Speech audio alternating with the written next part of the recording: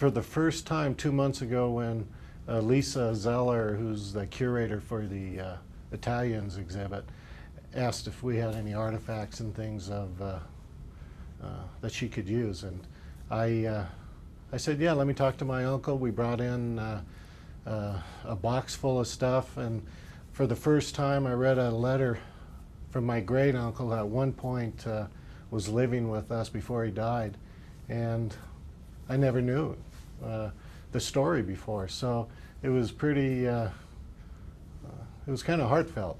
And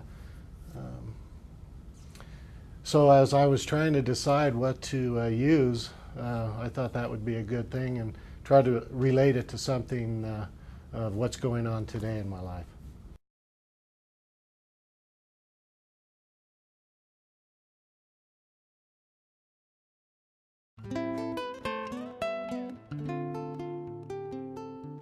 When the curator asked me if I had family documents that she could look at for the exhibit, I ended up bringing in a box from my mother's brother's collection. Before handing this over to her, I went through the contents and found a uniform jacket from World War I. There was a letter pinned to it, and I found myself taken in by the story of my great uncle, Jasper Cristiano, who lived with our family in his later years. As a kid, I remember him washing his hands 3 or 4 times a day, and it didn't matter if it was Monday or Tuesday or Wednesday. I remember him in his Sunday clothes. Now, as an adult, I read the letter that Uncle Jasper wrote to his parents, and it told me a story that I have never known before.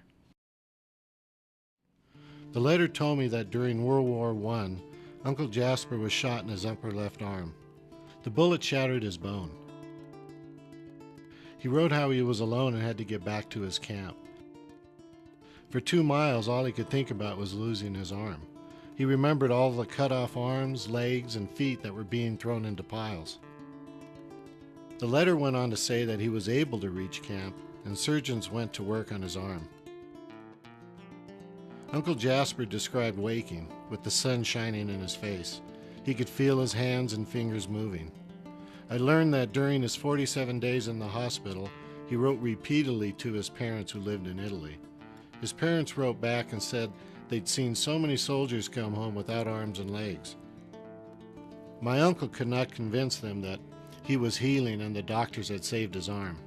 In a final attempt, he sent them a picture of himself with both arms showing, his hands with 2 good arms clasped in front of him. Still, he knew they would have to see with their own eyes or they would never believe him. For 2 weeks he pleaded for a furlough that would let him go to Italy to see his family. The very day he got his pass, the war ended. All furloughs were canceled. The last part of the letter said that he left France for the United States on Christmas morning, 1918. His mother and father remained in Italy, and he was never able to raise the money to go home. I stared at this picture, focused on his hands, and realized, wow, he never saw his parents again. My parents' story, my own family story, is a different one. Our battles are different, and we're not talking about a war here, but our own personal struggles with ourselves and each other. I have images of times that were good. I like how they are with the car. His legs toward her, the sexual tension, held impossibly apart. The photographs closest to me are the ones I make. I have my own box of favorites.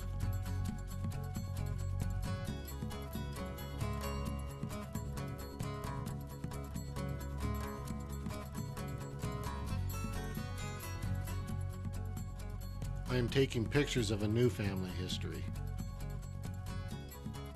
Age gives us no choice.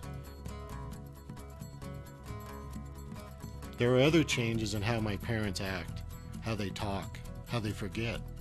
My kids have a different choice, not dictated by age, but by us. I watch as they accept changes in this new definition of family that they never asked for. Changes are never scripted. I miss my family, but I accept the way it has to be. We'll wake up tomorrow and see what's next.